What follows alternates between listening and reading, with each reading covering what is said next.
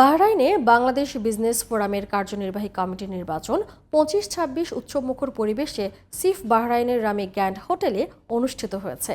Business ফোরামের সদস্যদের সরাসরি ভোটের মাধ্যমে ৯ জনকে নির্বাচিত করা হয়েছে।